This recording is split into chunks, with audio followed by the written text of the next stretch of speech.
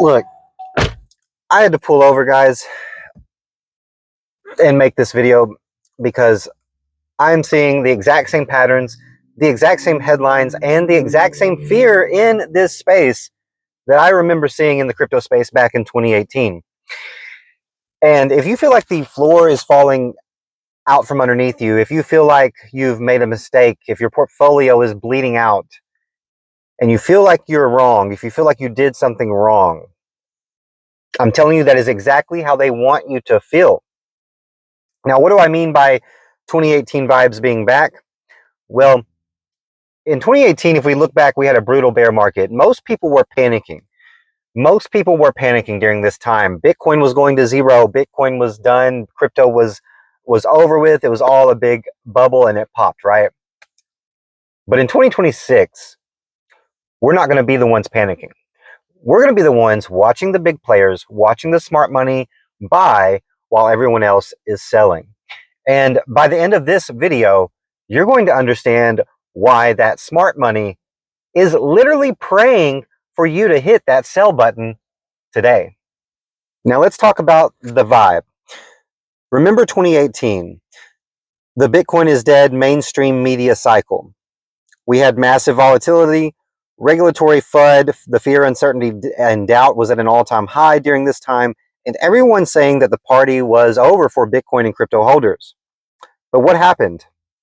The retail traders, the average Joes, got shaken out. They sold at the bottom because the pain was too much. The max pain level was too much. And a lot of the times, that smart money are the ones that are forcing this on the average trader. Which brings me to my next point. Who was on the other side of those trades? It wasn't other retail guys. It was the institutions. It was the whales. They were quietly filling their bags while we were staring at a red portfolio in tears, or pressing the sell button while they're pressing the buy button. And we fast forward to today, what are we seeing? The same recession talk, the same crypto is a scam headlines. It is a coordinated effort to get your assets into their hands at a discount. And they want you to panic. They want you to be in fear. But why do they want you to panic? Because liquidity is a zero-sum game. For a massive institution to buy $500 million worth of Bitcoin or Ethereum without spiking the price to the moon, they need someone to sell to them. They need mass exits. Do not be their exit liquidity.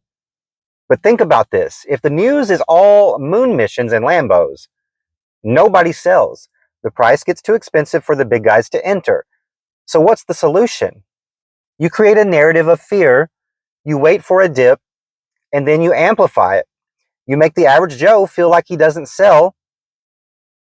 If he doesn't sell, he'll lose everything. This is the wealth transfer phase. They aren't selling. Look at the on-chain data. Look at the exchange outflows. The big wallets are growing. The small wallets are shrinking. They are buying while retail is selling. Don't be the exit liquidity for a billionaire. I get it. It's hard to sit in your car, look at your phone, and see your net worth dropping, watching your portfolio go down. It feels personal, but you have to decouple your emotions from the math. If your thesis for buying hasn't changed, if the tech is still there, if the adoption is still growing, then the price movement is just noise, and so are the headlines.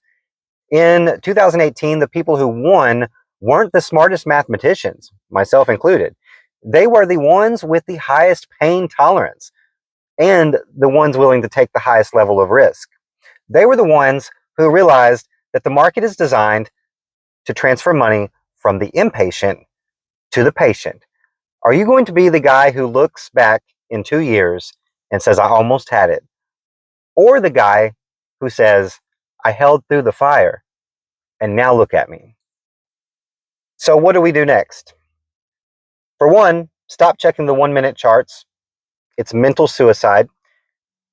2, zoom out. Remember to zoom out. Always zoom out. Look at the longer term time frames. The trend is definitely still our friend. 3, Remember the why. You didn't get into this for a 10% gain. You got into this for life-changing wealth. Life-changing wealth requires life-changing discipline and more than just a couple of months or 1 year. Now,